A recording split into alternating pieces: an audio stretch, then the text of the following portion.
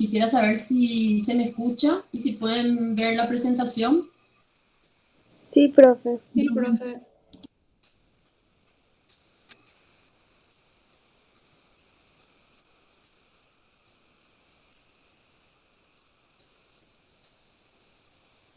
Chicos, ¿me escuchan? Sí, profe. Profe, sí Sí, se escucha. profe.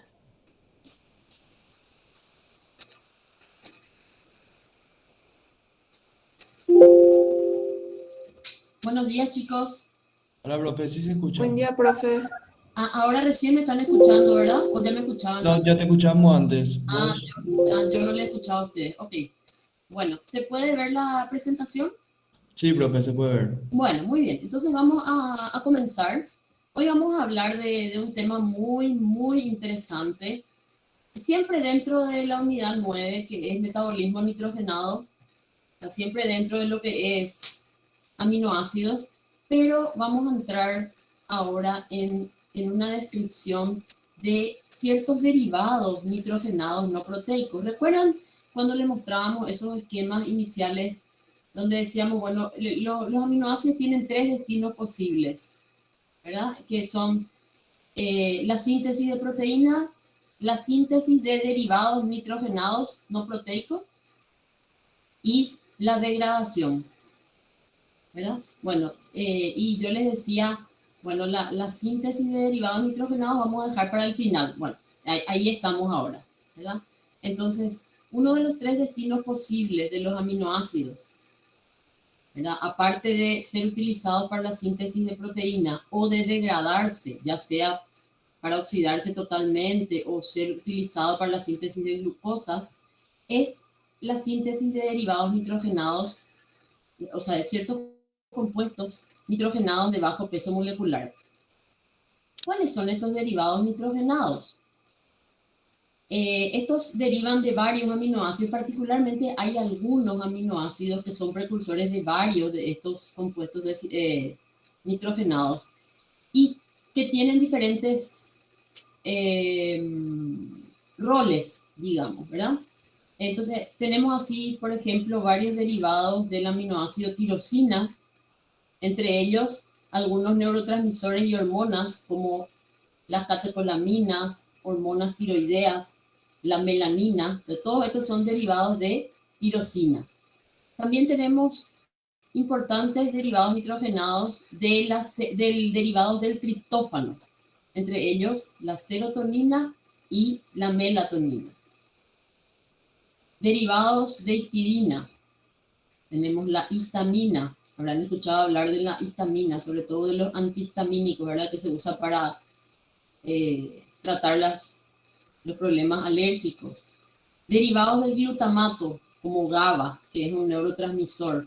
Derivados de arginina. Fíjense que hay varios derivados de arginina de importancia biológica, como la creatina, el óxido nítrico, las poliaminas. ¿Dónde está la creatina? En el músculo. En el músculo, muy bien. Derivados de lisina y SAM, o sea, adenosilmetionina, que es la carnitina. A ver, Guillermo Urué, ¿estás?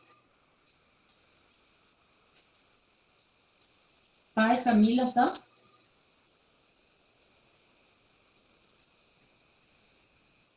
Naumann Hermann.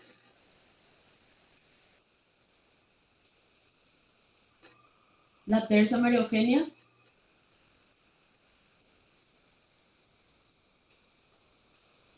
Inchausti Walter.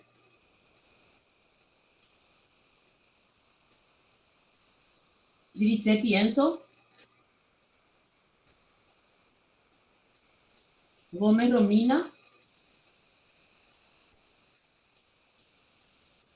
Jiménez Silvana.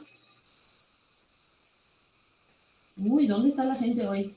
Pronciani Fernando. Hola, profe. Fernando, ¿podrías recordarnos para qué sirve la carnitina?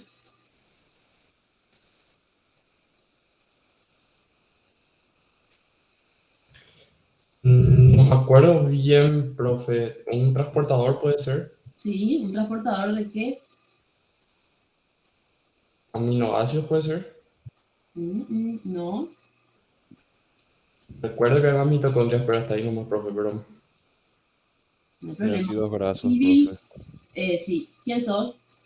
Fernández Fabricio.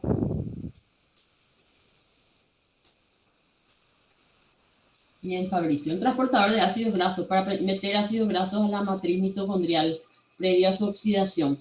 Entonces, la carnitina, por ejemplo, es un derivado nitrogenado de la lisina y el SAM, esa adenosilmetionina.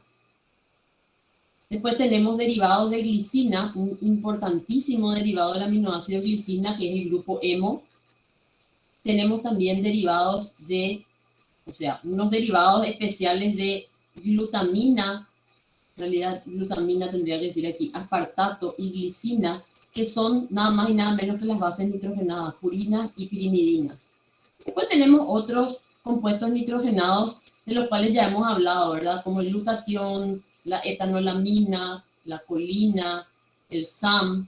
Bueno, entonces, fíjense esta enorme cantidad de compuestos que derivan de aminoácidos, pero que ya no son aminoácidos y desempeñan diferentes roles, ¿verdad? Vamos a ver que muchos de ellos son neurotransmisores, hormonas, la creatina, que es almacena energía para la contracción en los músculos de contracción rápida, el óxido nítrico, que es un vasodilatador, la carnitina, que es un transportador de ácidos grasos, el hemo, que liga oxígeno, ¿verdad? Entonces, y las bases nitrogenadas. Entonces, a lo largo de la clase de hoy, vamos a ir hablando acerca de estos diferentes derivados nitrogenados, principalmente haciendo énfasis en su origen, ¿verdad? En el aminoácido que les da origen, la biosíntesis de estos aminoácidos, de estos compuestos y algunas de sus funciones, ¿verdad? Ahora, en relación a los derivados, o sea, a la síntesis de las bases nitrogenadas, si bien purina y pirimidina se consideran derivados nitrogenados no proteicos, esta síntesis la vamos a desarrollar detalladamente en la siguiente unidad, que es metabolismo de nucleótidos. Bien, comencemos entonces hablando de, si vamos a agrupar estos derivados nitrogenados, según el aminoácido del cual proceden, pero también un poco en relación a los roles que desempeñan, ¿verdad? Aquí tenemos en esta figura varios neurotransmisores derivados de aminoácidos. Algunos sí, otros no, ¿verdad? Tenemos la acetilcolina, tenemos varios aminoácidos que funcionan como neurotransmisores en sí mismos, sin necesidad de convertirse en otra cosa. El glutamato, el aspartato, GABA, que si bien es un derivado del glutamato, es en sí mismo un aminoácido. GABA significa ácido gamma-aminobutírico. Glicina, las purinas, porque el ATP también puede funcionar como un neurotransmisor. Las catecolaminas, dopamina, norepinefrina, epinefrina. La serotonina, que es una indolamina. Indolamina viene de este anillo indol. Y la histamina, que es una imidazolamina, porque tiene el anillo imidazol. A este grupo de catecolaminas, serotonina e histamina, en conjunto se les conoce como aminas biógenas. Bien, entonces vamos a ir hablando primeramente de la síntesis de los neurotransmisores derivados de aminoácidos. En primer lugar, vamos a hablar de un grupo muy especial que son las llamadas catecolaminas. Las catecolaminas llevan este nombre en virtud a este grupo, que es un ortodifenol en realidad. Un ortodifenol que tiene dos grupos OH contiguos, ¿verdad? Y el ortodifenol es llamado también catecol, ¿sí? Entonces, como tiene este grupo catecol y un grupo amino, se los llama catecolamina. Y hay tres catecolaminas de las cuales vamos a hablar, que son la dopamina, que es la más sencilla de todas. En la dopamina tenemos esta estructura donde tanto X como R son átomos de hidrógeno. Después tenemos la norepinefrina, que es similar a la dopamina, pero en esta posición, en lugar de un hidrógeno, tiene un OH, ¿verdad? Y la epinefrina o adrenalina, en la cual tiene OH aquí, en esta posición, pero además este grupo amino está metilado, ¿sí? Entonces, vamos a hablar a partir de ahora de la dopamina, de la norepinefrina o noradrenalina y de la epinefrina o adrenalina. Como decíamos, tienen una estructura derivada del catecol y de ahí el nombre de catecolaminas. Vamos a hablar también del ácido gamma aminobutírico o GABA. ¿Por qué se llama así? Fíjense que 4 carbonos, un ácido carboxílico de 4 carbonos es ácido butírico y tiene un grupo amino en el carbono gamma, alfa, beta, gamma. Por eso es ácido gamma aminobutírico. Vamos a hablar también de la serotonina o 5-hidroxitriptamina. Y aquí viene una pregunta. A ver, Joaquín Caballero, ¿estás? Sí, profe. Joaquín, ¿de qué aminoácido supones que viene la serotonina? ¿A partir de qué aminoácido crees que debe sintetizarse? La tirosina. ¿Esta estructura viene de la tirosina?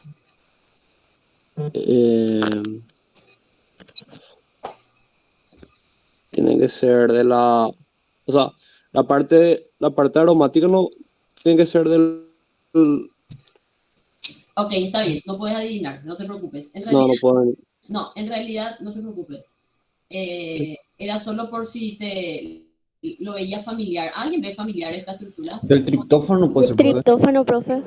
Triptófano, exactamente. Del triptófano. La serotonina es un derivado del triptófano. ¿Y quién es el que está hablando? Gabriel. Es ¿Quién? Fran. Bueno, Gabriel, ¿podrías decirme qué le debe haber pasado al triptófano? ¿Qué le falta? En realidad algo le falta y algo le sobra, ¿verdad? 1H no puede ser, profe. 1H, ¿qué le pasa? ¿Qué pasa con el OH? Se le excinde. O sea, en realidad este OH no estaba en el triptófano. Pero hay algo muy importante que le falta a esto. ¿Qué tiene que haber perdido el triptófano para llegar a esta estructura? Se descarboxila. Muy bien. Tuvo que haberse descarboxilado. Excelente. ¿Y quién es la chica que habló? Fátima Hermosa. Fátima, las catecolaminas, ¿de dónde creemos que podrían derivar? Fíjate la estructura.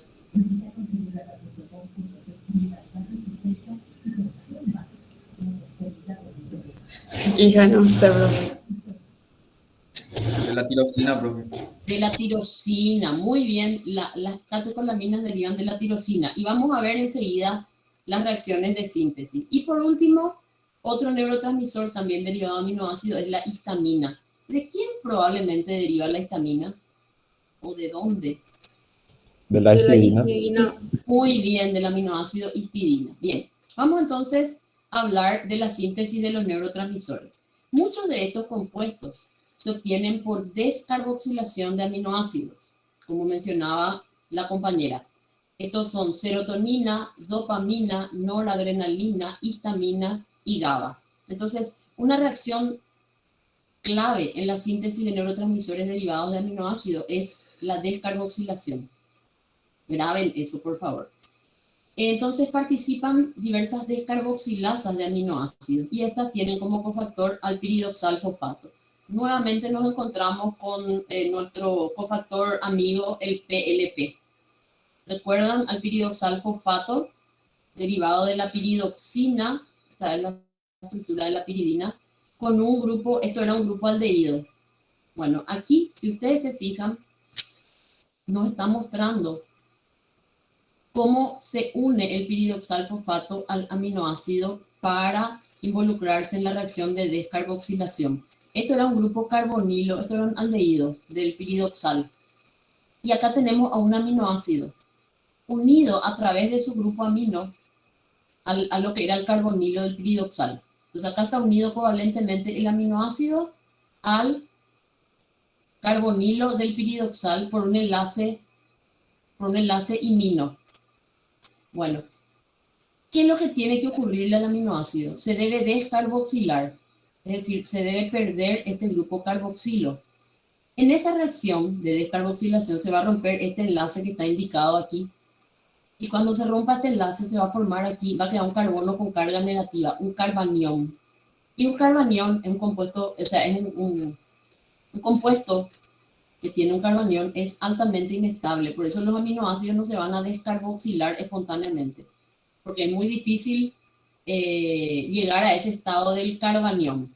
Ahora, cuando este aminoácido está formando este enlace imino, esta base de Schiff, con el piridoxal fosfato, la carga positiva del nitrógeno de este piridoxal fosfato, estabiliza el carbanión del aminoácido y permite la reacción de descarboxilación. Si ustedes se fijan, estas flechitas indica el movimiento de los electrones. Cuando se produzca la descarboxilación, el electrón que queda aquí, la carga negativa que quedaría sobre el carbanión, en lugar de quedar sobre el carbanión, se deslocaliza, ¿verdad?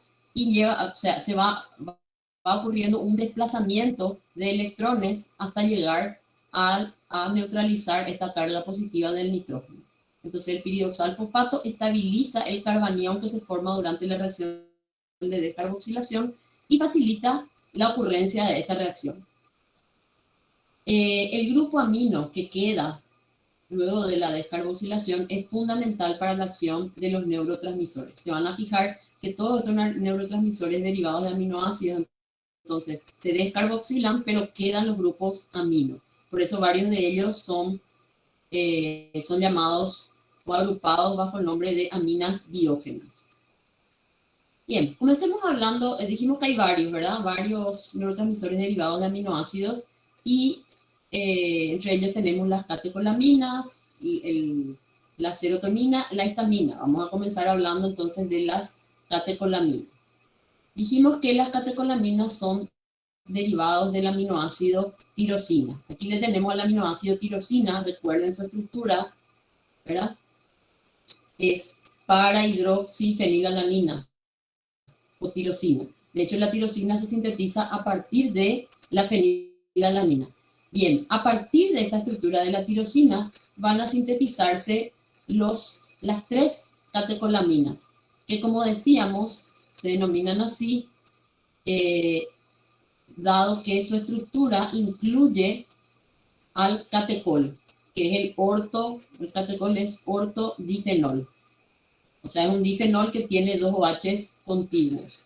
Bien, a partir entonces de la estructura de la tirosina derivan la dopamina, la norepinefrina o noradrenalina y la epinefrina o adrenalina. Fíjense, y quisiera que observen las estructuras de las catecolaminas y, a ver, Bernal María Ángeles, ¿estás?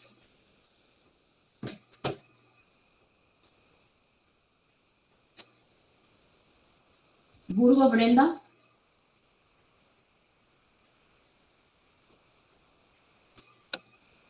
Diarte Javier. Profe, Burgos Brenda soy. Ah, Brenda. Bueno, Brenda, quiero que te fijes en la estructura de las catecolaminas y las compares con tirosina.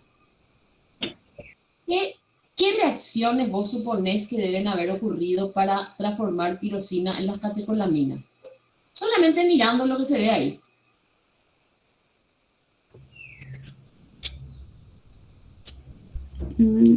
¿No podría ser hidrólisis? Contame qué perdió y qué ganó la tirosina. Ganó un alcohol. Muy bien. Tuvo que haber ocurrido entonces una reacción de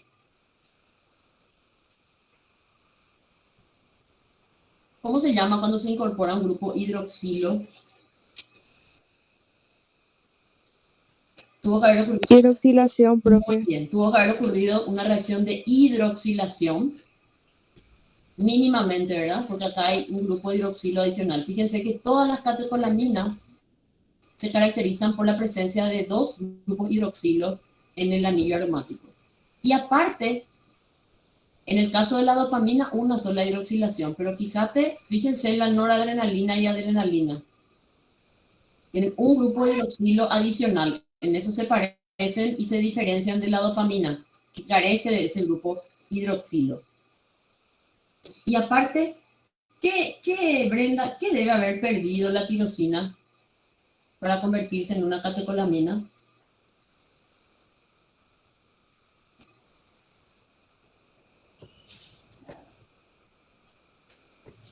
¿Cuál fue tu pregunta, profe? No te ¿Qué logré debe haber escuchar. perdido la tirosina para convertirse en una catecolamina? ¿Qué le falta a la catecolamina? Que sí tiene la tirosina. Ahí se ve. Un carboxílico.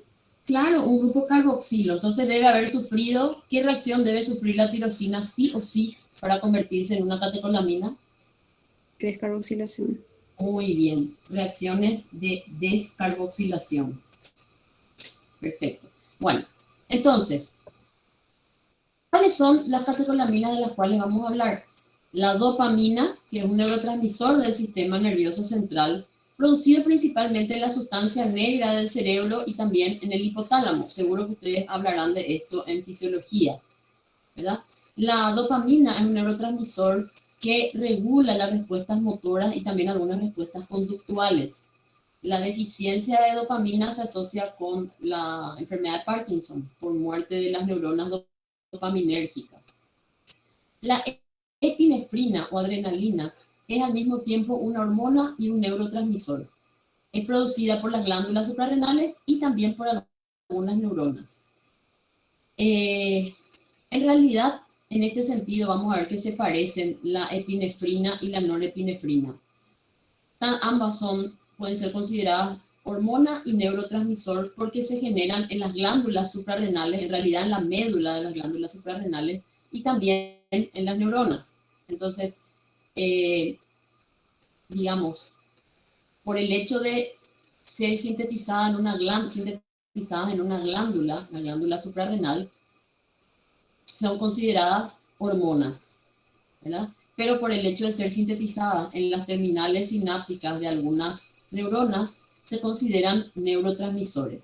En realidad, la epinefrina es más hormona que neurotransmisor, porque se sintetiza más en la médula suprarrenal. Algunos de los efectos de la epinefrina o adrenalina son la activación del sistema nervioso simpático, que como ustedes saben, aumenta la frecuencia cardíaca, produce vasoconstricción, todo destinado a aumentar la presión arterial. Es el sistema que se activa cuando tenemos una hemorragia o en una situación de estrés, ¿verdad? Sobre todo para mantener la presión arterial y el trabajo del sistema cardiovascular. Además, la adrenalina también dilata las vías aéreas, por eso de repente algunas personas con asma o que tienen problemas para respirar, se le hace nebulización con adrenalina, ¿verdad?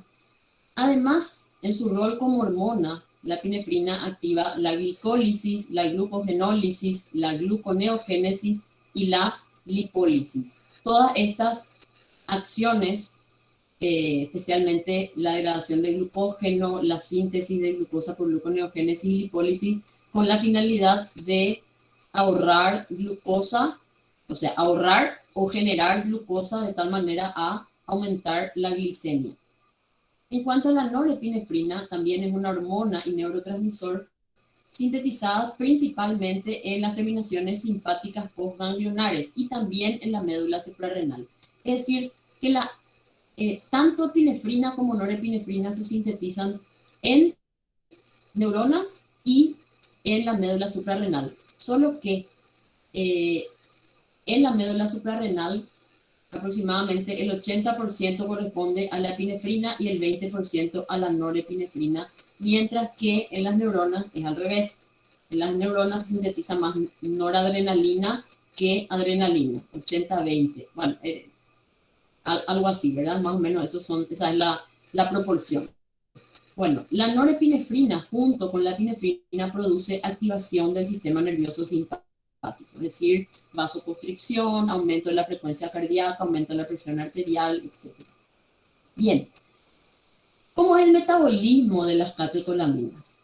El metabolismo de las catecolaminas implica varias etapas. En primer lugar, su síntesis a partir de la tirosina, que, como decíamos, transcurre principalmente en las células cromafines de la médula suprarrenal, bueno, un tipo de células, ¿verdad?, que están en la médula suprarrenal, y también en neuronas postganglionares del sistema nervioso simpático.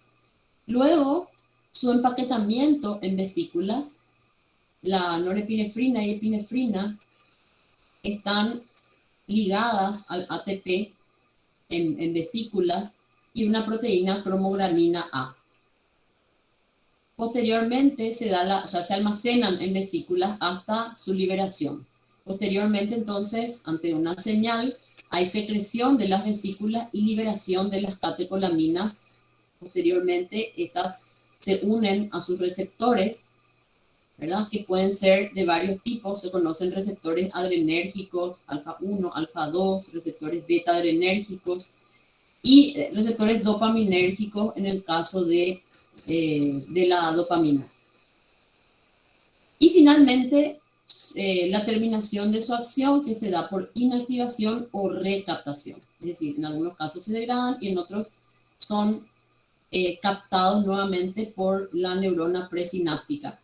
Fíjense que en el caso de, cuando estas catecolaminas funcionan como neurotransmisores, ¿verdad?, son liberadas por la terminal presináptica y van a ejercer su acción en una región cercana, ¿verdad?, en la neurona, en una neurona contigua, ¿verdad?, porque se liberan en el espacio sináptico y actúan en la neurona postsináptica. Sin embargo, cuando actúan como hormonas, son liberadas por la médula suprarrenal y son vertidas a la circulación sanguínea y ejercen su acción a distancia. Por eso es que decimos que actúan como neurotransmisores y como hormonas. Bien, en este esquema se muestra la síntesis completa de las tres catecolaminas, de la dopamina, de la noradrenalina y de la adrenalina a partir del aminoácido tirosina. Es más, vamos más hacia atrás aún porque sabemos que en realidad la tirosina es un derivado de la fenilalanina. Entonces, vamos a revisar los pasos de la síntesis. En primer lugar, el aminoácido fenilalanina, por acción de la fenilalanina hidroxilasa, que utiliza como cofactor a la tetrahidrobiopterina, produce la hidroxilación, cataliza la hidroxilación de la fenilalanina, del anillo aromático de la fenilalanina en posición para generar tirosina. Recordarán ustedes que la fenilalanina hidroxilasa utiliza como cofactor a la tetrahidrobiopterina, ¿verdad?, y como sustrato al oxígeno molecular. En la reacción, uno de los átomos de oxígeno se incorpora al sustrato en forma de grupo hidroxilo y el otro es reducido por la tetrahidrobiopterina para formar agua. Este tipo de enzima se conoce como oxidasa de función mixta. La fenilalanina hidroxilasa es una oxidasa de función mixta o monooxigenasa. Posteriormente, la dihidrobiopterina que queda se recicla por acción de la dihidrobiopterina reductasa dependiente de NADPH. Bien, entonces, el aminoácido tirosina puede considerarse como precursor de las catecolaminas. ¿Cómo comienza la síntesis de catecolaminas? La primera reacción consiste en una hidroxilación de la tirosina. Recuerden que hablamos de catecolaminas. O sea, debe formarse la estructura del catecol, que implica dos grupos de hidroxilo sobre el anillo aromático. Entonces, la primera reacción, partiendo de la tirosina, la primera reacción es una hidroxilación que está catalizada por la tirosina hidroxilasa. Esta enzima, también oxidasa de función mixta, introduce un grupo hidroxilo en el anillo aromático en posición orto, respecto al primero H, para formar la dihidroxifenilalanina. Fíjense, fenilalanina, dihidroxifenilalanina, llamada también L-dopa. ¿Sí? L-dopa. Bien, la tirosina hidroxilasa, al igual que la fenilalanina hidroxilasa, es también,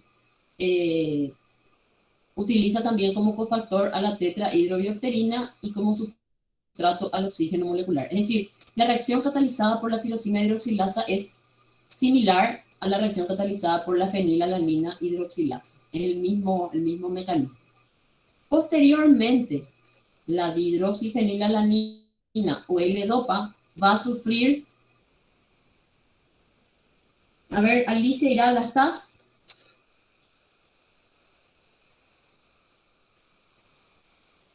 No está Alicia. Valeria Gracia, ¿estás? Sí, profe. ¿Estás? Valeria, ¿podrías decirme qué le va a pasar a la L-dopa? ¿Qué ves aquí?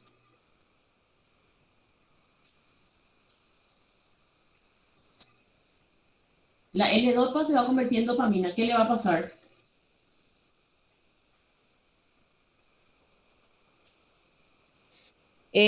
Sufre descarboxilación oxidativa, ¿puede ser?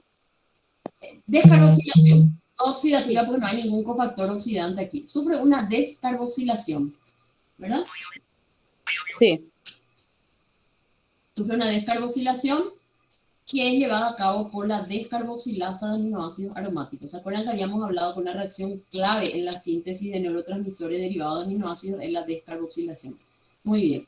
En esta reacción, entonces, participa una descarboxilasa de aminoácidos aromáticos dependiente de qué cofactor, Valeria. Piridoxalfosfato. Muy bien, piridoxalfosfato. Acabamos de explicar cómo actúa el piridoxalfosfato para facilitar las reacciones de descarboxilación. Muy bien, entonces, con esta secuencia de dos reacciones a partir de la tirosina por hidroxilación y posterior descarboxilación, se forma la primera catecolamina, que es la dopamina.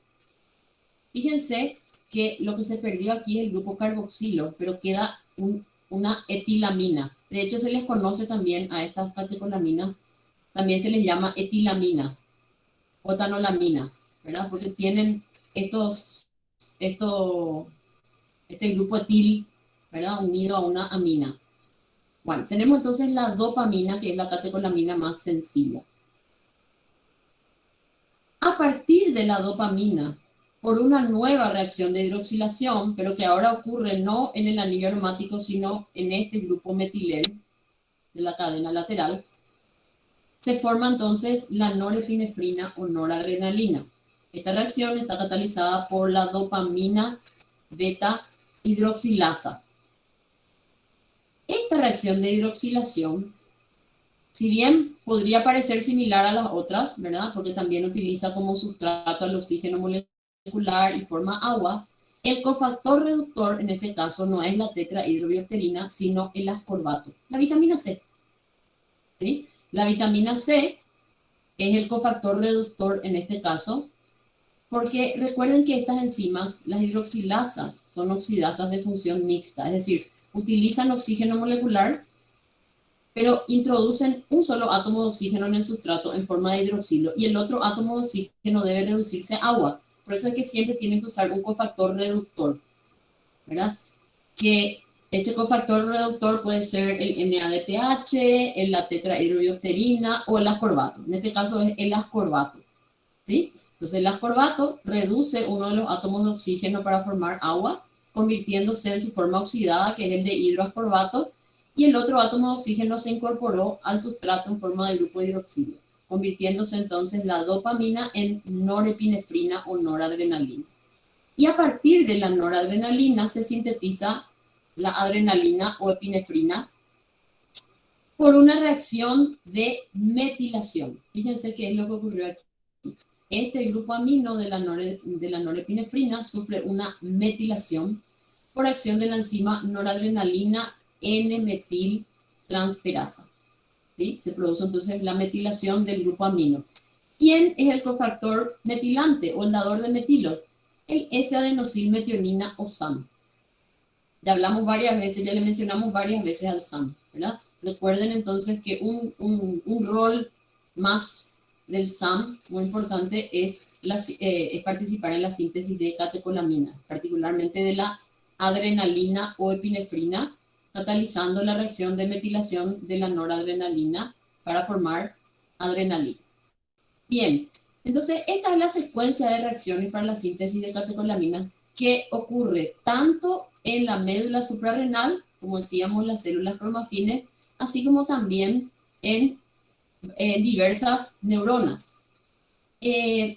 Las primeras reacciones, hasta la formación de dopamina, transcurren en el citosol de la célula y luego esta dopamina se incorpora a unas vesículas en el interior de las cuales transcurre la transformación de dopamina a norepinefrina, es decir, esta hidroxilación catalizada por la dopamina beta hidroxilasa ocurre en el interior de las vesículas.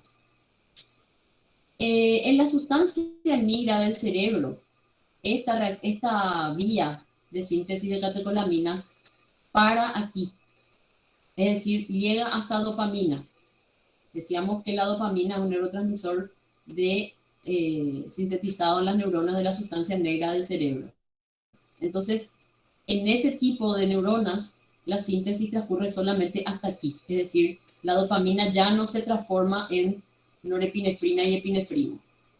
Sin embargo, en la médula adrenal, la reacción continúa para formar epinefrina y norepinefrina en la médula suprarrenal y en muchas otras, también en varias neuronas.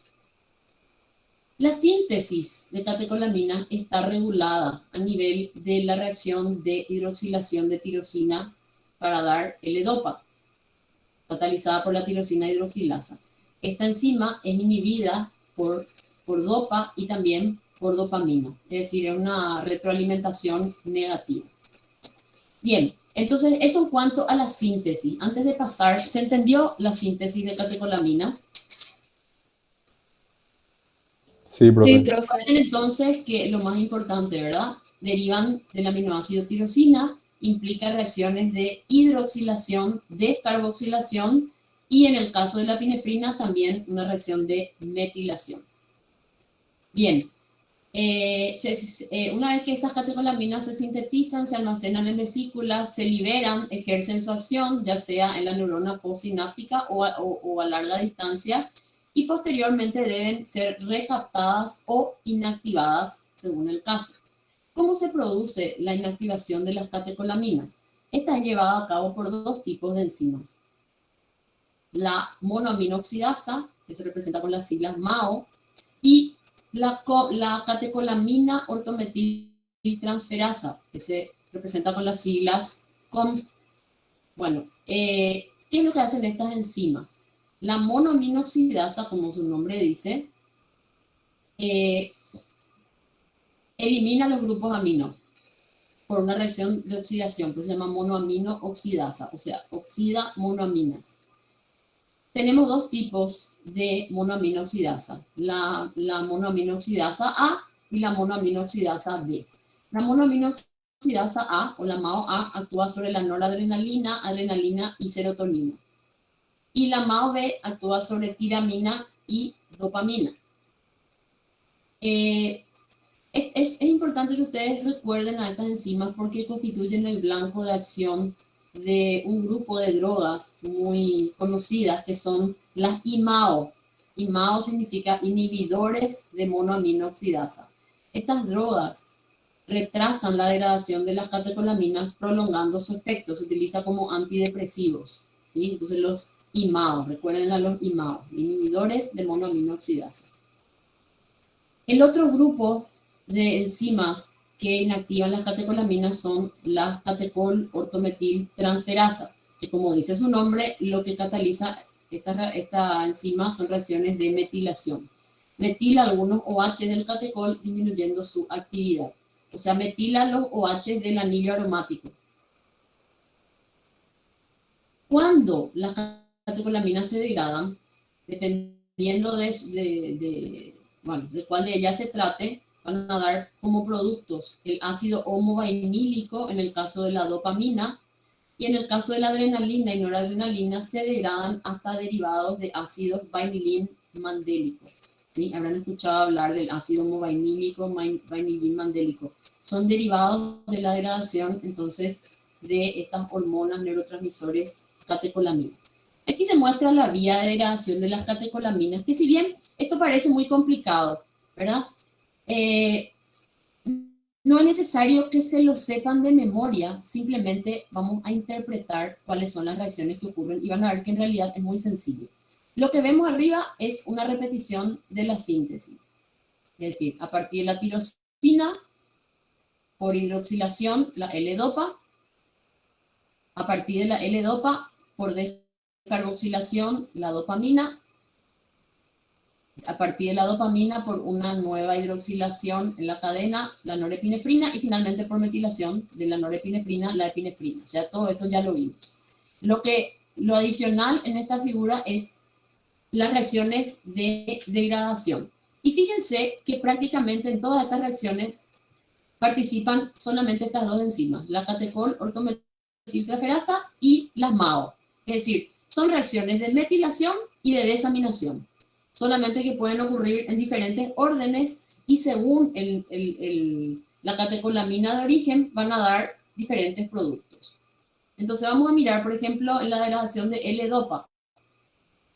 La catecol ortometiltraferasa metila uno de los OH para dar el ortometil-dopa.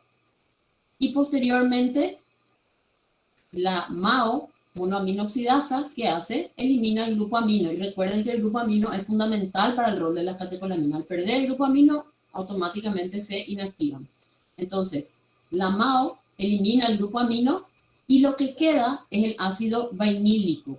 Entonces, el ácido vainílico es el producto final de degradación o la forma inactiva de la L-dopa.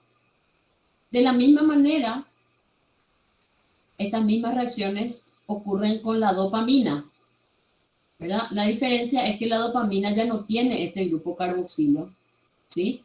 Entonces, comienza con 2 carbonos nomás ya, ¿verdad? En la primera reacción, mediada por la monoaminoxidasa, pierde el grupo amino y ahí ya se convierte en un ácido. Pierde el grupo amino y se oxida el carbono. Esto se llama ácido dihidroxifenilacético.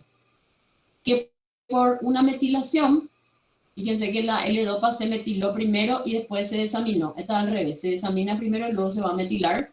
Se forma el ácido homovainílico. Fíjense que son muy parecidos el ácido vainílico y el homovainílico. La diferencia es que el ácido vainílico tiene 3 carbonos y el homovainílico tiene 2. Este prefijo homo, ya les había comentado el profesor, que son compuestos homólogos. O sea, son iguales, pero se diferencian por un carbono. Bueno, entonces, el producto de excreción, el producto de inactivación y excreción de la dopamina es el ácido homovainílico. Bien, en el caso de la norepinefrina y epinefrina, van a seguir mecanismos similares de degradación, solo que recuerden que, ¿qué es lo que le diferencia a la epinefrina y norepinefrina de la dopamina? Este OH que tienen en la cadena lateral, ¿verdad? Esa es la diferencia y este OH se va a mantener hasta el final en el producto. Entonces, aquí podemos ver, por ejemplo, la noradrenalina por la catecol ortometiltraferasa se metila aquí en esta posición, dando normetanefrina. Y posteriormente pierde el grupo amino por la monoaminoxidasa y forma el ácido 3-metoxi-4-hidroxi-mandélico.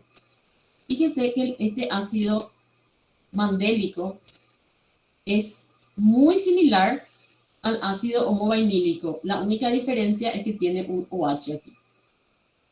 ¿Sí? Entonces, este es el ácido mandélico. Entonces, se forma el ácido 3-metoxi-4-hidroxi-mandélico. Bien. La epinefrina, mediante reacciones idénticas, puede formar el mismo derivado, ¿sí? Catecol ortometiltraferasa se metila aquí en esta posición para dar la metanefrina y posteriormente por la monoaminoxidasa pierde el grupo amino con el metilo. Por eso va a dar exactamente el mismo producto. llamado ácido vainillín mandélico. Bueno, y aquí tenemos otro camino inverso, que en lugar de actuar primero la enzima metilante y luego la MAO, puede también ocurrir al revés, ¿verdad? Puede primero actuar la monoaminoxidasa y luego metilarse, para dar en todos los casos el mismo producto. Entonces, el ácido homovainillico es la forma inactiva y producto de degradación de la dopamina. Y el ácido vainillín mandélico es el producto inactivo y la forma de excreción de la norepinefrina y epinefrina. Y las enzimas que participan son dos, son siempre las mismas, ¿verdad? O sea, de dos tipos, las monoaminoxidasas y las catecol ortometiltransferasa. Entonces, recuerden que la degradación de las catecolaminas implican reacciones de metilación y desaminación oxidativa. Bien, existen algunos análogos de las catecolaminas que pueden, bueno, análogos se llaman porque justamente tienen cierta similitud de estructura y pueden funcionar como agonistas en algunas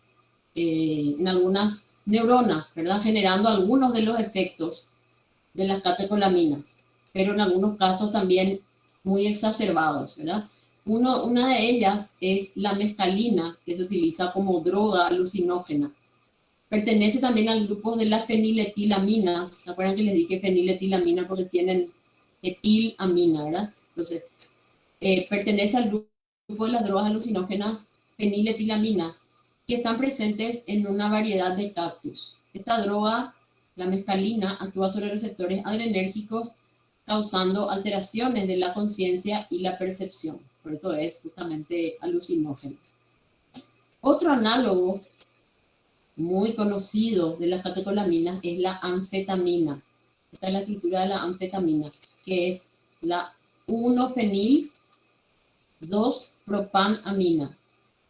Propan, esto es propano, ¿verdad? 1, 2, 3 carbonos.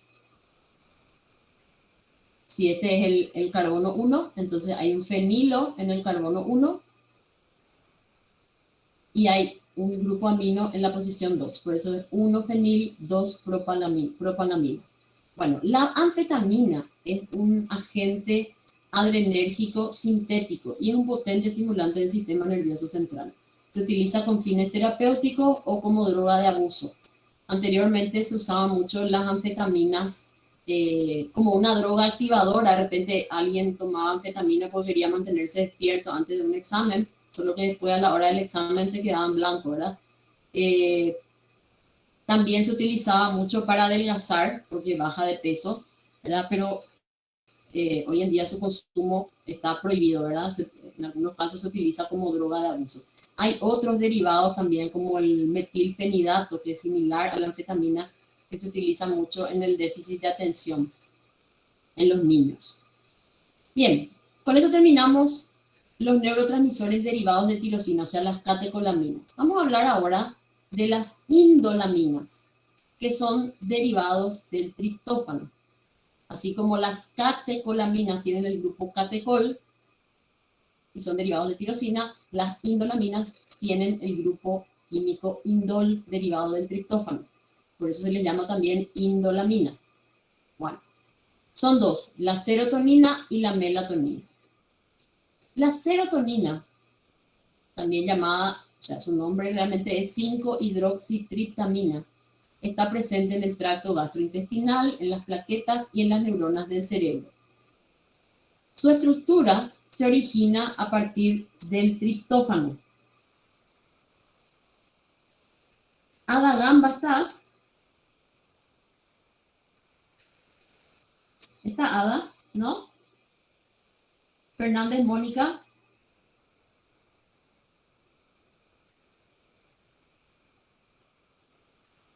Diarte Javier. Almada Ana.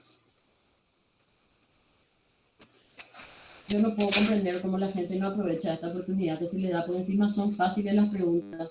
Martínez Elida. Morales Gisela. Hola, profe. ¿Vos sos Gisela? Sí, Gisela, quiero que me cuentes, según lo que ves aquí nomás, no pretendo que adivines nada.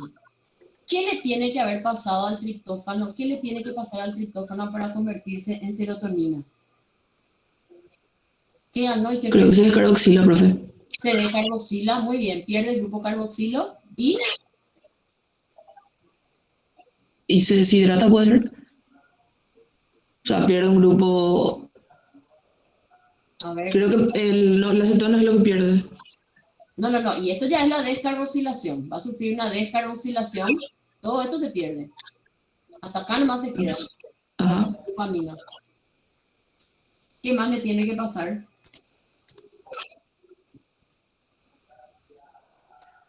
Pierde un hidrógeno también, profe.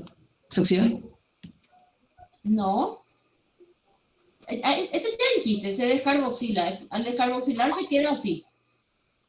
Basta, este carbono es este es el grupo amino, este carbono es este. ¿No ves algo acá diferente? ¿Qué tuvo que haber pasado? A ver, ¿quién le ayuda? Se hidroxila puede ser, profe. Claro, Hidroxilación. muy bien, una hidroxilación. O sea, la conversión de triptófano en serotonina implica una descarboxilación y una hidroxilación. Mirando la estructura, ustedes ya se dan cuenta. Bien, la serotonina es un neuromodulador de la conducta y el estado de ánimo, también del apetito, la sexualidad y la atención. La deficiencia de serotonina se asocia con la depresión, por eso hay muchos antidepresivos, de hecho los antidepresivos más utilizados ahora porque son los que tienen menos efectos colaterales, son inhibidores de la recaptación de serotonina.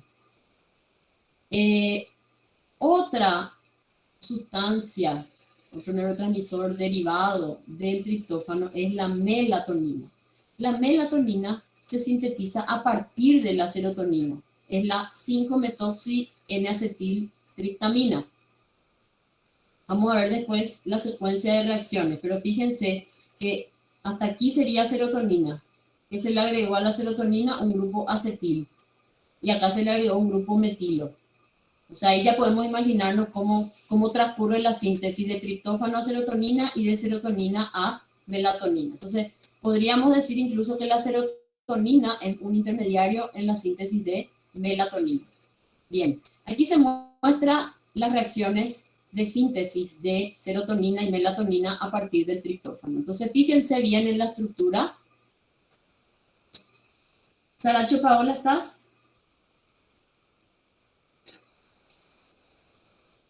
Sosa, Pamela, ¿estás? Hola, profe. ¿Vos sos Pamela? Sí, Pamela, ¿podrías recordarme cómo se llama esta parte de la estructura del triptófano? Este doble anillo. Lo que acabamos de decir, por eso nomás pregunto.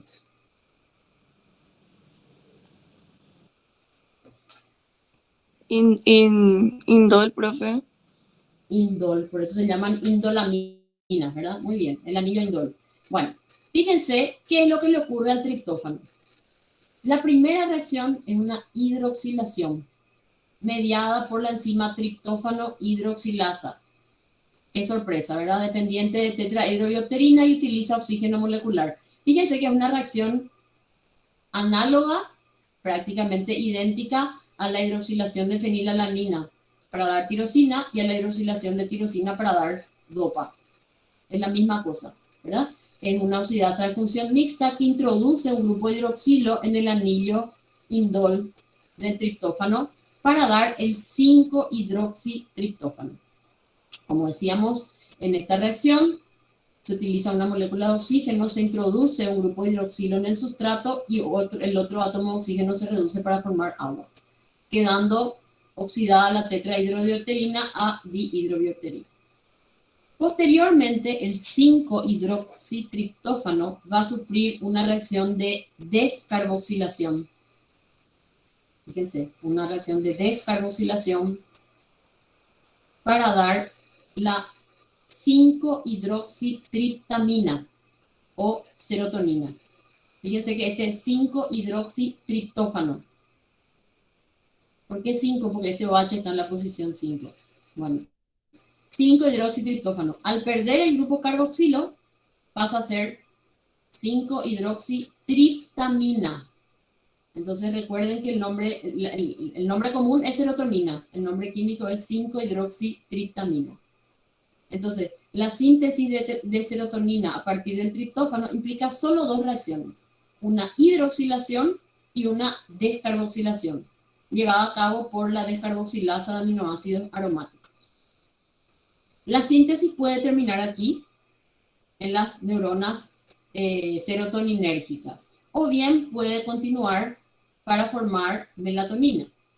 En ese caso, la serotonina sufre primero una acetilación, una N-acetilación, mediada por la enzima serotonina N-acetiltraferasa, para dar la N-acetilserotonina. Fíjense, se introdujo un grupo acetil en el grupo amino, N-acetilserotonina. Y posteriormente, esta N-acetilserotonina sufre una metilación para dar la melatonina. ¿Se entendió? Bueno, seguimos. ¿Cómo termina la acción de la serotonina? Bueno, hablábamos también antes de cómo termina la acción de las catecolaminas. Dijimos que era por recaptación o por degradación. Bueno, en el caso de la serotonina, se elimina de la sinapsis, también puede eliminarse por recaptación o por degradación. Una de las formas de determinación de su efecto es por la recaptación mediada por vesículas, ¿verdad? Y el otro mecanismo de determinación de su acción es la degradación por acción de las monoaminooxidasas. O sea, recuerdan que las mismas monoaminooxidasas que actúan sobre las catecolaminas pueden actuar también sobre la serotonina. Entonces, la monoaminooxidasa o MAO y aldehído deshidrogenasa oxidan, o sea, eliminan el grupo amino oxidando este carbono, primero aldehído y luego a ácido, para dar el ácido 5-hidroxindol 3-acético. Este es el producto de degradación de la serotonina. Decíamos que la serotonina es un neurotransmisor que regula diversos procesos como el estado de ánimo, el sueño, el hambre, etc. Entonces, la deficiencia de serotonina se relaciona con algunos trastornos psiquiátricos, como por ejemplo la depresión. Por ese motivo, hay varias drogas antidepresivas y son las que más se utilizan ahora, que inhiben la recaptación de serotonina, con lo cual prolongan su acción. Estas drogas, algunas de estas son, por ejemplo, la sertralina y la fluoxetina. Muchos de ustedes ya habrán escuchado hablar de ella y probablemente más de uno ya la habrá tomado, ¿verdad? Pues son drogas muy, muy nobles además, ¿verdad? Se usan para tratar la depresión y prácticamente no tienen otros efectos colaterales. Son inhibidores de la recaptación de serotonina. Bien, pasemos ahora a los derivados de la histidina. O sea, hay un neurotransmisor derivado de histidina que es la histamina. Y así como hablamos de catecolaminas a las que tienen anillo catecol, de indolaminas a los derivados del triptófano, de la histamina decimos que es una imidazolamina porque conserva el anillo imidazol del aminoácido histidina. La descarboxilación dependiente de piridosal fosfato de histidina produce la histamina, que está compuesta por el anillo imidazol y un grupo etilamino. Entonces fíjense, tenemos el anillo imidazol de la histidina y el grupo etilamino. Fíjense que este mismo grupo etilamino está presente también en las catecolaminas. Por eso dijimos que son del grupo de las feniletilaminas. Bueno, esta es una imidazol etilamina. La histamina se sintetiza en algunas neuronas, por tanto actúa como neurotransmisor en el sistema nervioso central, pero además se sintetiza también en mastocitos y el endotelio vascular. Es una amina vasoactiva e interviene en reacciones de hipersensibilidad inmediata y alergias. De hecho, cuando, por ejemplo, tenemos una picadura y nos empezamos a rascar, bueno, justamente en esa situación los mastocitos están liberando histamina, ¿verdad? La histamina produce vasodilatación. Bueno, aquí tenemos la síntesis de histamina a partir de la histidina. Esta síntesis es sumamente simple porque implica solamente una reacción de descarboxilación, mediada por la histidina descarboxilasa dependiente de piridoxalfosfato. Aquí tenemos el aminoácido histidina, fíjense en su estructura, y cuando pierde el grupo carboxilo, queda con este grupo fenil, o sea, con este grupo etilamino, ¿sí? Entonces, esa es la estructura de la histamina. Entonces, la histamina se forma por descarboxilación de la histidina. Las dos figuras muestran lo mismo. Esto, ¿saben por qué les puse de esta forma? Para que vean las diferentes formas de representar un compuesto, porque a veces parece que no sabemos leer las estructuras. Esta es lo que llamamos la fórmula lineoangular, donde cada vértice, fíjense, cada vértice representa a un átomo de carbono, entonces H2, ¿ven? Este vértice representa a un CH. Acá está unido el grupo amino, que sería el carbono alfa de la histidina, ¿verdad? Y el carboxilo. Entonces son diferentes formas de representar, pero la reacción es una sola, una descarboxilación dependiente de piridoxalfosfato. Otro neurotransmisor que se forma por una reacción de descarboxilación de aminoácido es el GABA. El GABA es un derivado del aminoácido glutamato.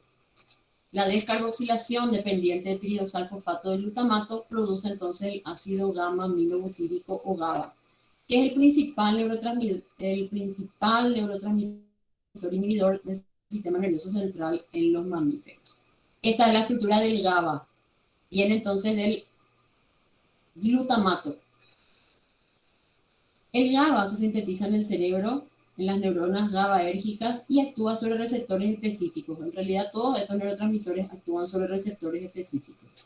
El GABA controla el miedo y también regula la ansiedad. La síntesis de GABA a partir del ácido glutámico se da en un solo paso e implica una reacción de descarboxilación.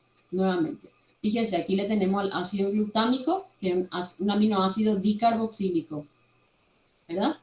Acá está su carbono alfa, ¿sí? Bueno, y pierde este grupo carboxilo, y al perder este grupo carboxilo queda un aminoácido de 4 carbonos, que es el ácido gamma-aminobutírico.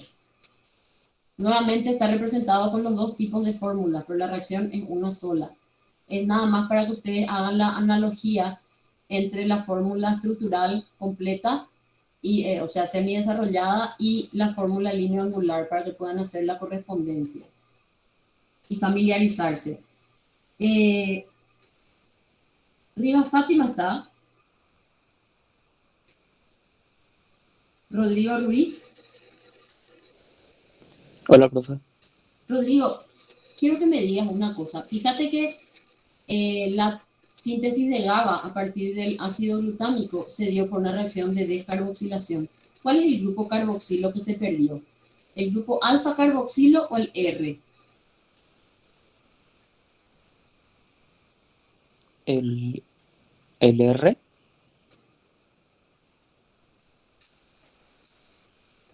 El alfa, profe. El alfa. El alfa. ¿Quién sos? José Miranda.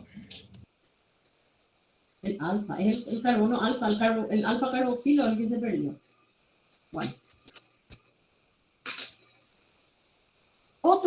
Bueno, con esto terminamos de describir a los neurotransmisores derivados de aminoácidos. Vamos a pasar ahora a hablar de otros derivados de tirosina, porque la tirosina, como vimos, es precursor de las catecolaminas, dopamina, adrenalina, noradrenalina, pero además es precursor de otros compuestos que no son neurotransmisores. Uno muy importante son las hormonas tiroideas. Entonces, las hormonas tiroideas T3 y T4 son derivadas de la tirosina. Aquí tenemos la estructura de la hormona T3. T3 significa triiodotironina. Fíjense que acá pareciera como que hay unión de dos tirosinas. Después vamos a entender cómo se forma esto, ¿verdad? Y hay 3 átomos de yodo. Por eso es triiodotironina. Acá se ve la estructura que es derivada de un aminoácido, ¿verdad? El carboxilo, el carbono alfa y el alfa-amino. Bueno, y la T4, que es de una estructura similar, pero en lugar de 3, tiene 4 átomos de yodo. La T3, las hormonas T3 y T4 derivan de una proteína sintetizada por la glándula tiroides que se conoce como tiroglobulina. Bueno, y la síntesis transcurre por estimulación de la glándula por la TSH, ¿sí? La hormona estimulante del tiroides, que se sintetiza en la hipófisis. Con esta proteína, o sea, a partir de la tiroglobulina, se formarán las hormonas T3 y T4. Como vamos a ver enseguida, por escisión de esa proteína se forman las hormonas tiroideas. En esta figura se muestra en forma esquemática el proceso completo de captación de yodo por la glándula tiroides y la síntesis de las hormonas tiroideas y su liberación a la sangre. Entonces, bueno, esto ustedes ya lo deben conocer por histología, ¿verdad? Alrededor, o sea, en torno a las células de las glándulas tiroides, que se conocen como tirocito, hay una zona, una región conocida como el coloide, donde transcurre la mayor parte de las reacciones de la síntesis de hormonas tiroideas. Entonces, en primer lugar, se produce la captación de yoduro por transporte activo por el tirocito, que es la célula, ¿verdad?, de la glándula tiroides. Este yoduro, entonces hay captación activa del yoduro. Este yoduro es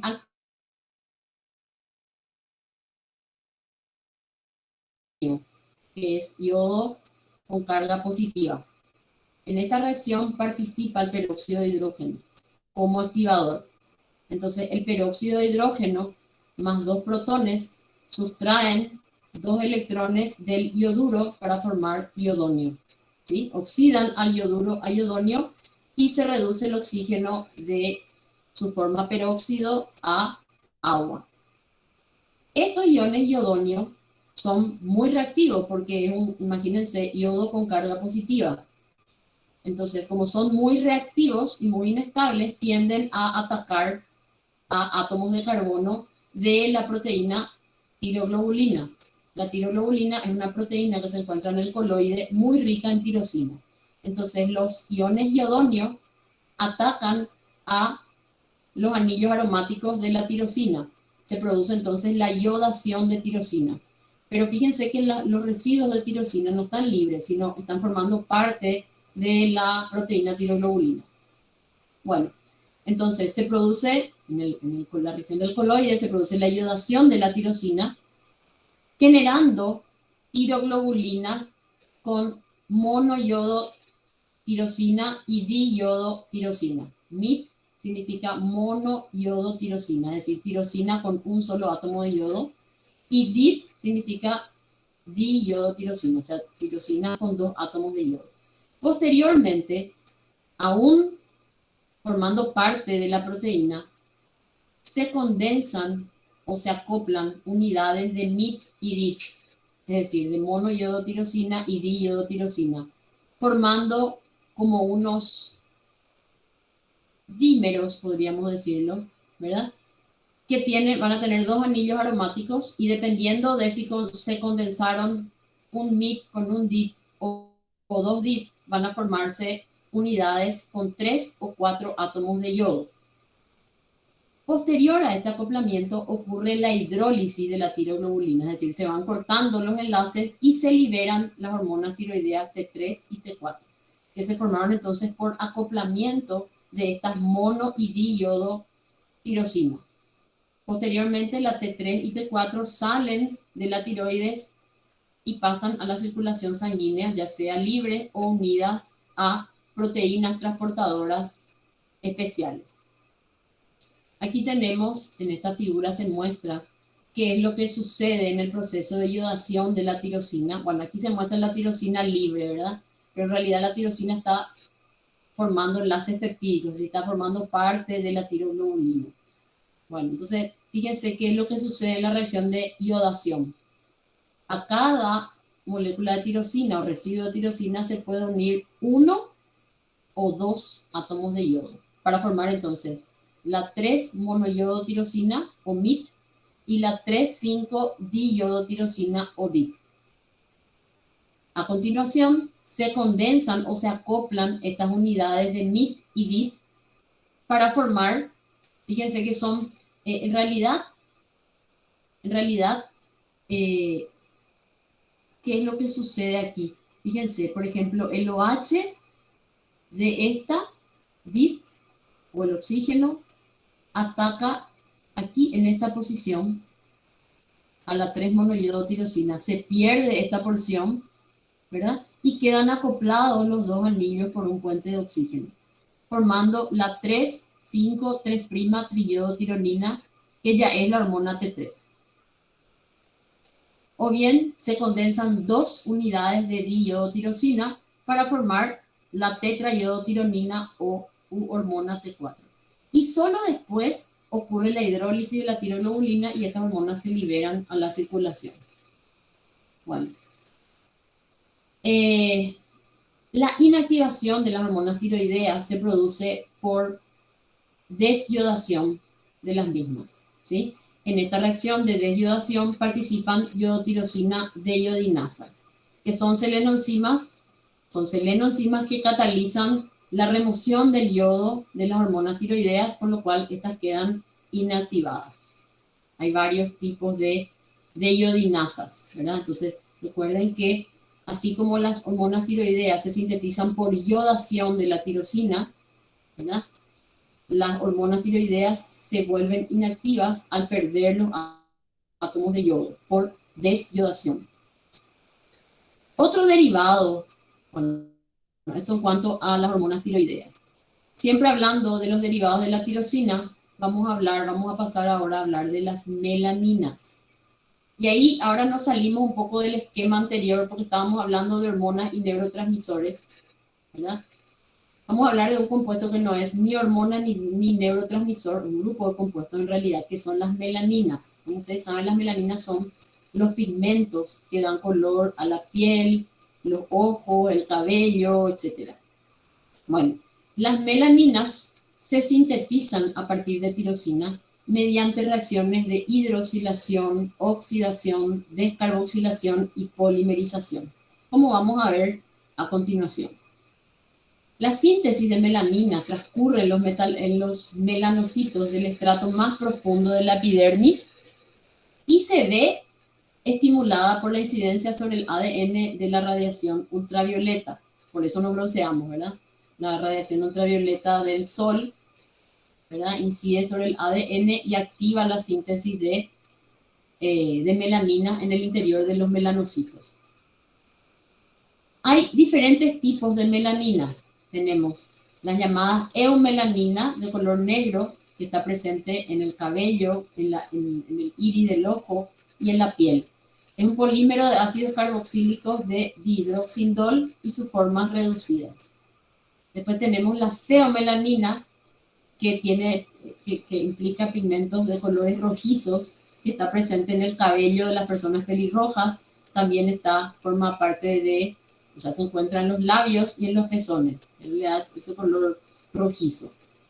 Y la neuromelanina, que es el pigmento oscuro de las neuronas. Aquí podemos ver la estructura de los dos principales tipos de melanina, ¿verdad? La eumelanina, que como dijimos, son pigmentos de color negro, pero también colores marrones, pardos, oscuros, ¿verdad? Bueno, y esto más o menos sería la estructura de la eumelanina, que después vamos a explicar cómo se forma. Pero la figura nos muestra que proceden de un intermediario común, que es la dopaquinona. A su vez, la dopaquinona, como veremos a continuación, deriva de la tirosina. Bueno, a partir del mismo intermediario dopaquinona se puede sintetizar el otro tipo más importante de melanina, que es la feomelanina, que son pigmentos rojos o rojos anaranjados, ¿verdad? Que tienen esta estructura. Fíjense que lo que podemos observar claramente es que son estructuras poliméricas, ¿sí? Son polímeros, las melaninas son polímeros de estructuras derivadas de tirosina, pero como pueden darse cuenta bastante complejas. Quiero hacerle una pregunta. Bueno, en realidad puede responder cualquiera, el que quiera. ¿Qué notan de particular en esta feomelanina? ¿Qué elemento aparece que no está en el otro tipo de melanina? Azufre puede ser, profe. Muy bien, azufre. ¿Quién sos vos? José Acosta. José, ¿y qué te hace suponer la presencia de azufre? ¿Quién probablemente participa también en la síntesis de la feomelanina? Y puede ser cisteína, profe. Muy bien, José. Muy bien. ¿Ven cómo hay muchas cosas que ustedes pueden predecir? Bueno, vamos a hablar ahora un poquito de la síntesis de las melaninas. Aquí se muestra el proceso de melanogénesis que implica la síntesis de feomelanina y homomelanina a partir del aminoácido tirosina. Entonces, ¿cómo transcurre la síntesis? En primer lugar, esta reacción ustedes ya conocen. La tirosina, por acción de la tirosina hidroxilasa o tirosinasa, sufre una hidroxilación para formar dopa, L-dopa, ¿se acuerdan? Bueno, hasta aquí es igual a la síntesis de catecolamina, a partir de aquí ya es diferente. A continuación, el compuesto dopa sufre una oxidación, en la cual estos dos grupos hidroxilos se convierten en carbonilos, formándose una quinona, que se conoce como dopaquinona, ¿sí? Y esta dopaquinona es el intermediario común para la síntesis de los dos tipos principales de melanina, de la eumelanina y de la feomelanina. Bueno, entonces vamos a ver la síntesis por separado. En primer lugar, esta dopaquinona puede sufrir la ciclización, lo cual se ilustra con esta flecha, por un ataque de este grupo amino. Fíjense, si este grupo amino ataca a este doble enlace, o sea, a este carbono del doble enlace, y se cierra un nuevo anillo aquí, ¿verdad? Cuando eso ocurre, o sea, al formarse aquí un nuevo anillo, este doble enlace se rompe y se desplaza a otra posición. Hay un reordenamiento, ¿verdad? En el que finalmente termina formándose el dopacromo. Entonces, este es el dopacromo precursor ya de las eumelaninas. Posteriormente, este dopacromo sufre una descarboxilación para formar la 5,6-dihidroindolquinona, porque tiene una estructura similar al indol, ¿se acuerdan? El indol del triptófano. Entonces, 5,6-dihidroindolquinona. Y finalmente, aquí hay una formación de doble enlace para dar lugar a la formación de la 5,6-indolquinona. Bueno, esta 5,6-indolquinona, posteriormente por oxidación y polimerización, va a formar las eumelaninas. En la figura siguiente, en la siguiente figura, en la siguiente diapositiva, se muestra, no cabía nomás todo aquí, ¿verdad? Pero se muestra la formación de eumelanina a partir de la 5,6-indolquinona. Ven, aquí está la dopaquinona, dopacromo, 5,6-dihidroindolquinona, todo esto es lo que vimos recién. Acá está la 5,6-indolquinona. Bueno, posteriormente entonces esta 5,6-indolquinona, mediante reacciones de oxidación, donde se forman ácidos, y posterior polimerización de unas con otras, van a formar la eumelanina. Bueno, volvamos a nuestro intermediario dopaquinona, que dijimos que es precursor de ambos tipos de melanina. Si la dopaquinona, en lugar de ciclizarse y formar dopacromo, se condensa con el aminoácido cisteína, se forma un intermediario cisteinil dopa. Bueno, ¿qué es lo que ocurrió aquí? Fíjense, acá está el aminoácido cisteína. El azufre de la cisteína atacó el anillo aromático, ¿verdad? Y se produce una serie de reordenamientos electrónicos que hacen que se reduzcan estos grupos carbonilos a hidroxilos y se forma este derivado de condensación, Entonces, condensación de dopa-quinona con cisteína para dar cisteinil-dopa. Bueno, y este cisteinil-dopa, a continuación, se transforma en benzotiazinilalanina. No es necesario que ustedes memoricen todos estos nombres, ¿verdad? A lo sumo, los intermediarios más importantes, los precursores, ¿verdad? Por ejemplo, recordar esta dopa-quinona, ¿verdad? Y si a partir de dopa-quinona se forma, hay una ciclización y se forma 5,6-indolquinona, entonces por oxidación y polimerización da eumelanina. En cambio, si dopa-quinona se condensa con cisteína, va a dar lugar a la feomelanina. Bueno, ¿qué es lo que sucedió? ¿Qué es lo que sucedió aquí? A partir de este condensado de cisteinil-dopa, este grupo amino de acá, de la cisteína, ataca a este carbono, ¿sí? Se pierde este OH y se cierra un segundo anillo, ¿sí? Que tiene un anillo que tiene nitrógeno y azufre. De ahí viene entonces, y un grupo fenol, o sea, un derivado del benceno. Por eso se llama benzotiacinil. Ese tía viene del azufre. Entonces, benzotiacinilalanina. Bueno, posteriormente, esta benzotiacinilalanina, por reacciones de oxidación y polimerización, van a dar lugar a la feomelanina. Entonces, aquí podemos, en esta figura, tenemos a la benzotiacinilalanina que les mostré, y dijimos que por oxidación y posterior polimerización de unas unidades con otras similares, van a dar lugar al polímero de feomelanina. Entonces, las melaninas son polímeros de derivados de la tirosina, ¿sí? En el caso de las eumelaninas, ambas son derivadas de este intermediario dopa-quinona. En el caso de las eumelaninas, pasan por esta dopa-quinona se va a convertir en 5,6-indolquinona, que por oxidación y polimerización va a dar las eumelaninas. Y en el caso de las feomelaninas, se va a producir previamente una condensación con cisteína para dar un derivado de condensación que también por reacciones de oxidación y polimerización van a generar las feomelaninas de color rojo. Bueno, ¿se entendió la síntesis de melanina?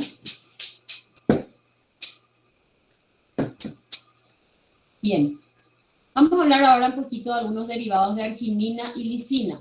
La arginina es sustrato para la síntesis de creatina y creatinina, en las cuales participan glicina y SAM. También para la síntesis de espermina y espermidina y de óxido nítrico. Entonces hay tres derivados nitrogenados de la arginina, que son la creatina, espermina, espermidina y el óxido nítrico. Y la lisina participa en la síntesis de carnitina, en la cual también participa SAM.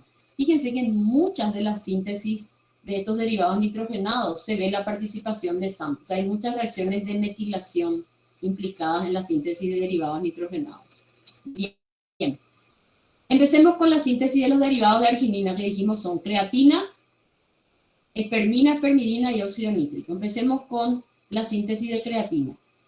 La síntesis de creatina se da en realidad a partir de la reacción entre dos aminoácidos, arginina y glicina. En esta reacción ocurre la transferencia del grupo guanidinio de la arginina a la glicina para formar guanidinio acetato. ¿Qué es lo que sucede? Fíjense, acá se ve con una flecha la reacción. El grupo alfa-amino de la glicina ataca al carbono del guanidinio de la arginina. Se va a romper, por tanto, este enlace, no sé si pueden ver, se va a romper este enlace, y este grupo, que se llama grupo amidino, se transfiere a la glicina para formar un nuevo grupo guanidinio. Y lo que queda, esto que se pierde, es ornitina, ¿sí? Entonces, si a la arginina yo le saco este pedazo, le saco este grupo amidino, se libera ornitina, y al transferir este grupo amidino a la glicina, se forma guanidinio acetato. ¿Entiende? Este grupo guanidinio se formó entonces por el grupo amino de la glicina, y este amidino que vino de la arginina. Bien. Esta reacción entonces libera ornitina, es llevada a cabo por la enzima amidinotransferasa. Su nombre completo es arginina glicina amidinotransferasa, porque transfiere amidino de la arginina a la glicina. Esta reacción transcurre en las mitocondrias de las células renales, de células del riñón, ¿verdad? Se forma guanidinio acetato que posteriormente es transportado por la sangre al hígado, donde sufre una reacción de metilación por metiltransferasa dependiente de SAM para dar creatina. Fíjense entonces, ¿qué es lo que sucedió aquí? Se metila este nitrógeno, ¿sí? Entonces el guanidinio acetato por metilación da creatina. El SAM se convierte en S-adenosil-homocisteína. Y esta reacción, que también es mitocondrial, dijimos que ocurre en células del hígado, o sea, en los hepatocitos. La creatina, bueno, esta creatina, por supuesto, después se transporta al músculo. Y en el músculo, la creatina puede sufrir la reacción de la creatina fosfoquinasa, que fosforila la creatina por transferencia de fosfato del ATP para dar fosfocreatina más ADP. Esta reacción, como ustedes ya saben, es reversible. Es decir, puede darse en ambos sentidos. Creatina más ATP para dar fosfocreatina más ADP y fosfocreatina más ADP para dar creatina más ATP. Aquí tenemos en otro esquema, en otro diagrama, en realidad las mismas reacciones de síntesis. Entonces, en los riñones se transfiere el grupo amidino de la arginina a la glicina, o sea, esta porción, para dar guanidinio acetato liberando ornitina. Posteriormente, este guanidinio acetato es metilado en los hepatocitos por una reacción catalizada por metiltransferasas dependiente de SAM y genera creatina. La creatina, por fosforilación en el músculo, se transforma en creatina fosfato o fosfocreatina. Esta reacción, como decíamos, es reversible. Parte de la creatina que se forma, porque diariamente sintetizamos alrededor de 1 gramo de creatina, o sea, esto es lo que se sintetiza, porque hay un pool de creatina. De ese pool de creatina, todos los días, 1 a 2% del total se convierte en creatinina, ¿sí? Entonces, fíjense qué es lo que sucede en la conversión en creatinina. Ocurre una reacción de ciclización en la cual se pierde este grupo fosfato, o sea, se pierde este grupo fosfato y se forma esta estructura cíclica que es la creatinina. En realidad es una reacción de deshidratación. Es una reacción de deshidratación. Este grupo carboxilo reacciona con este grupo amino y se pierde el fosfato para formar creatinina. La creatinina se elimina diariamente por la orina y corresponde a la eliminación diaria de creatinina alrededor de 1 gramo, ¿verdad? Y por eso esa cantidad excretada en forma de creatinina es lo que se repone diariamente. Bueno, esta figura que está aquí, ustedes ya la conocen, es la secuencia de uso de combustibles por el músculo. Como ustedes saben, los músculos de contracción rápida en los primeros segundos de contracción obtienen ATP por fosforilación a partir de la fosfocreatina para dar creatina. Entonces, esto nada más para ilustrar el importante rol que desempeña la fosfocreatina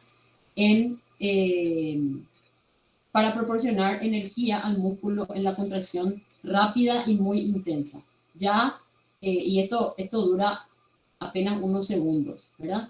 A continuación, se obtiene energía también en forma rápida por degradación de glucógeno, por glicólisis anaeróbica para formar lactato y ya más a largo plazo por glicólisis aeróbica a partir de la glucosa sanguínea o también a partir de la oxidación de ácidos grasos y cuerpos cetónicos. O sea, este diagrama nada más muestra la secuencia de uso de combustibles por el músculo donde se puede ver el importante rol de la creatina como generador de energía rápida para la contracción intensa. Profe, ¿te puedo preguntar algo? Sí. ¿Ves que la creatina se vende así en forma de suplemento también? ¿Eso se absorbe así como tal o pasa por algún otro proceso? Qué interesante pregunta. La verdad no estoy segura, pero probablemente se absorbe como tal y va al músculo. Lo que pasa es con todos estos suplementos es que esto puede estar todo regulado, ¿verdad? O sea, la síntesis de estas sustancias, así como las hormonas, los neurotransmisores, todo está regulado, tiene sus mecanismos de control, ¿verdad? Entonces el hecho de que yo consuma más creatina no necesariamente significa que los músculos van a tener más energía. Eso es como consumir, como lo que consumen carnitina o lo que consumen suplementos de aminoácidos. O sea, puede haber situaciones en las cuales esté realmente indicado, ¿verdad? Pero, como le digo, yo no conozco mucho los detalles, pero creo que en general no es recomendable consumir ese tipo de suplementos sin tener una indicación específica. No sé, profesor, si tenés algún comentario. Lo que estuve leyendo es que sí, efectivamente aumenta el contenido de creatina a nivel muscular, pero se reduce la síntesis. Ahora, lo que hay que tener cuidado es que la creatina luego se transforma en creatinina y tiene que ser eliminada por los riñones. Entonces eso significa una recarga, una sobrecarga de trabajo para el riñón. Dale, gracias, profes. Detalle muy importante.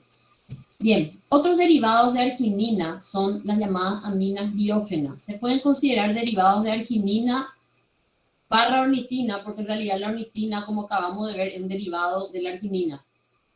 Vimos que en la síntesis de creatina, por ejemplo, por escisión de la arginina se genera ornitina. Bueno, la ornitina es un precursor de estas aminas biógenas. La ornitina, por descarboxilación, llevada a cabo por la ornitina descarboxilasa, forma el 1,4, la 1,4-butandiamina. 1, 2, 3, 4 carbonos. 4 carbonos con 2 grupos amino en los extremos. Por eso es 1,4-butandiamina o putrescina. Bueno, esta putrescina se condensa con 2 unidades, primero con una unidad de 3-aminopropil derivada del SAM para dar la espermidina por acción de la enzima espermidina sintasa.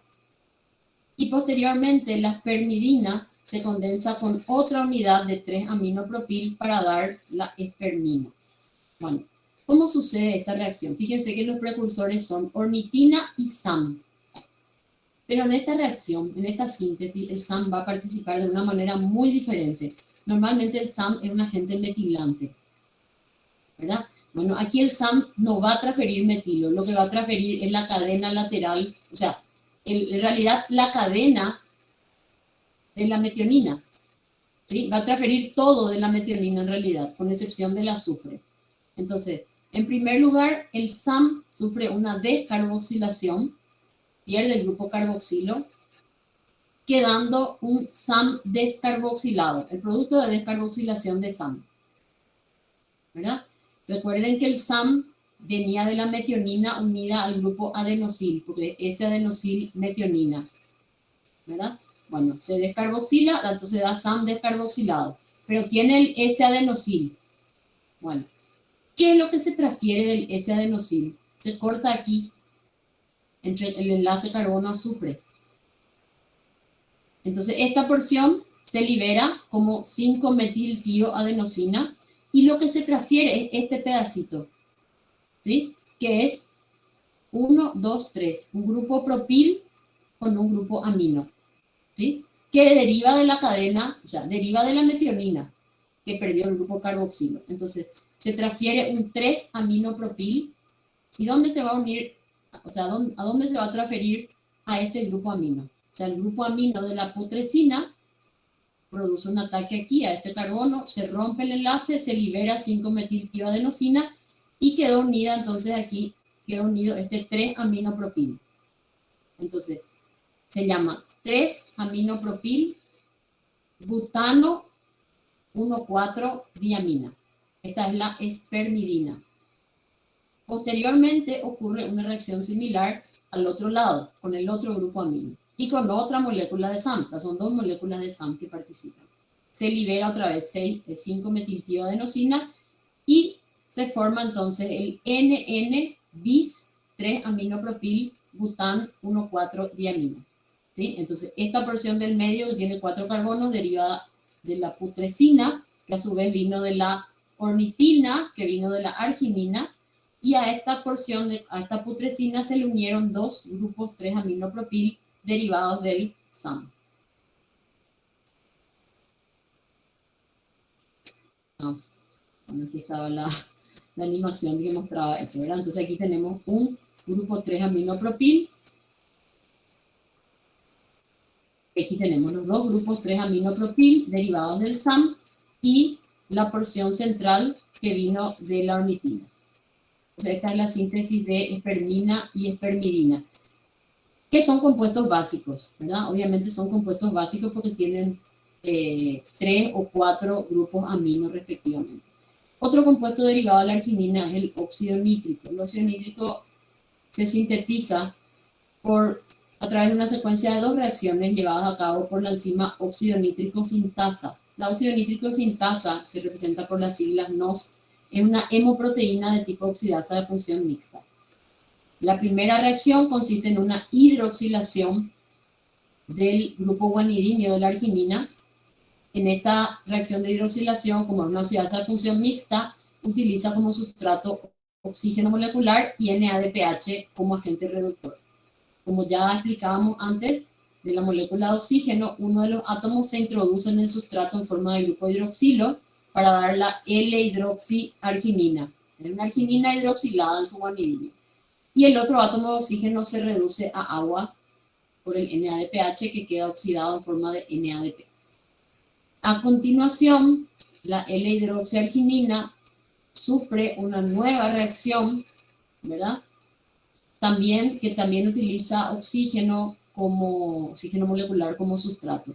En esta reacción, el oxígeno ataca al átomo de carbono del guanidinio, rompiéndose este enlace carbono-nitrógeno que termina liberando esta porción en forma del radical óxido nítrico y quedando este grupo en forma de carbonilo, ¿sí?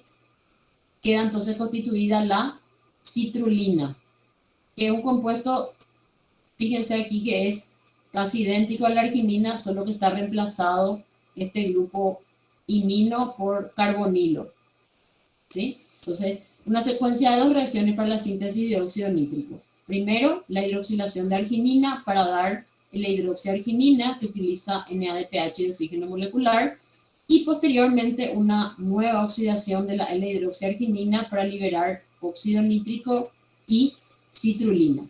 Ambas etapas son catalizadas por la óxido nítrico sintasa y utilizan NADPH y oxígeno molecular. El óxido nítrico es un compuesto muy importante. Anteriormente se lo conocía como factor relajador, vasorelajante derivado del endotelio, cuando no se sabía aún su estructura. Luego se reconoció que el compuesto en realidad era ese compuesto relajante vascular, era el óxido nítrico. Hoy en día sabemos que la unión del óxido nítrico a la guanilato ciclasa, que es su receptor citosólico, puede provocar vasodilatación y además es un inhibidor de la agregación plaquetaria. Veamos ahora un derivado de la lisina, que es la carnitina. Bueno, la carnitina, que es un transportador de ácidos grasos, es un derivado entonces de la lisina.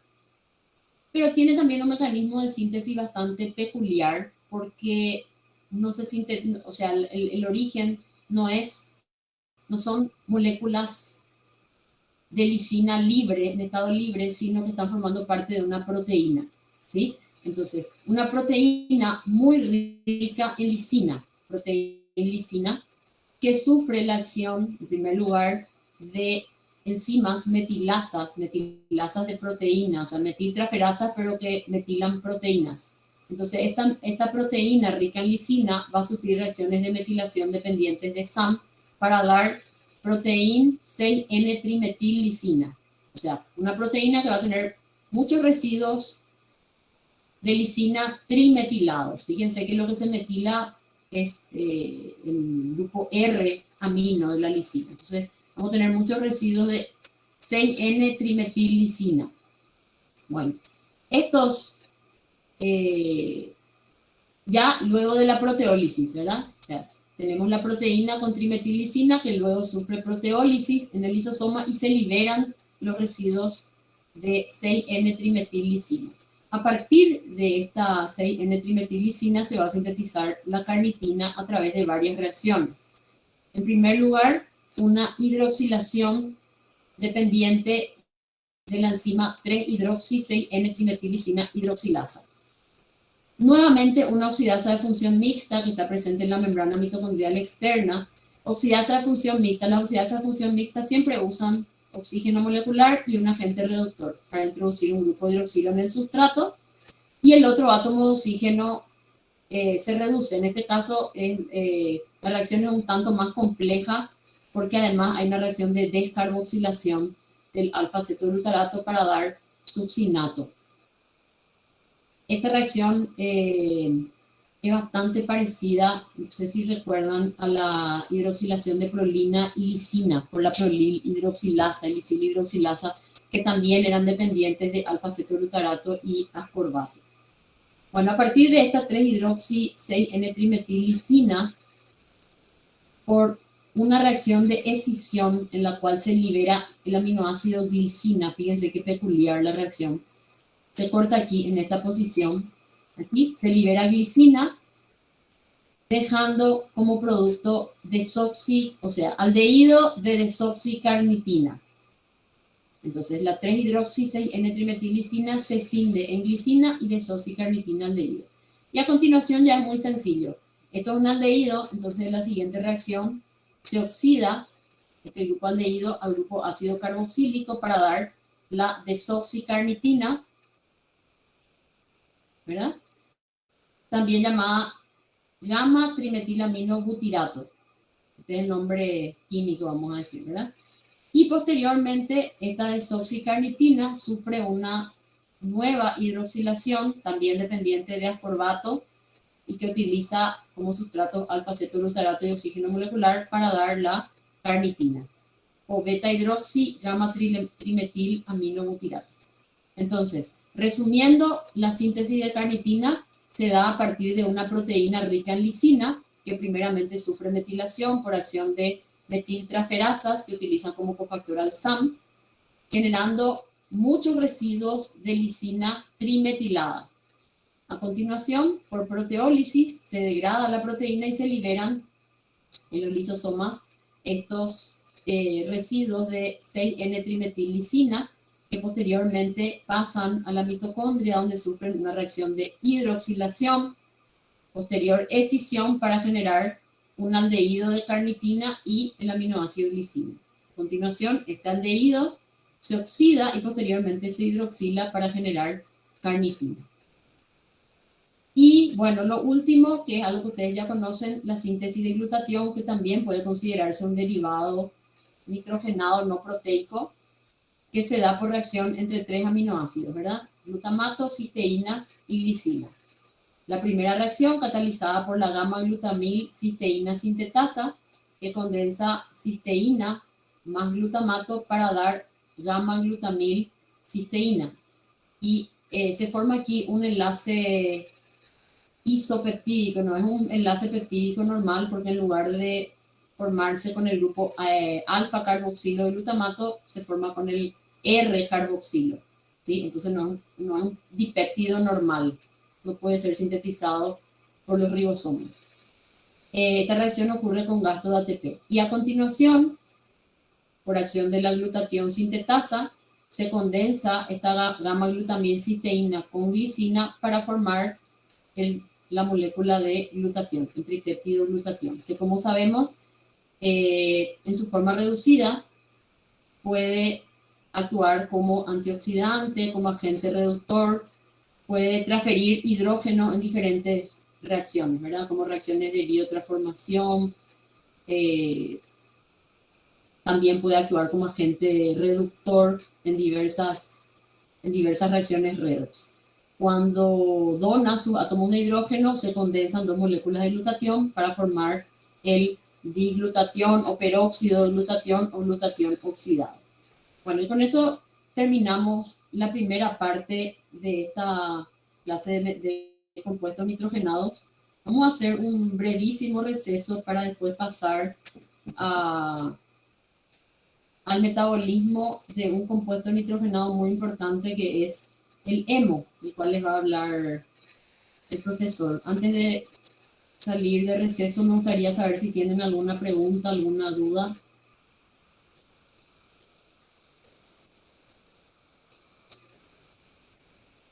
No hay duda, ¿o se entendió todo o no se entendió nada?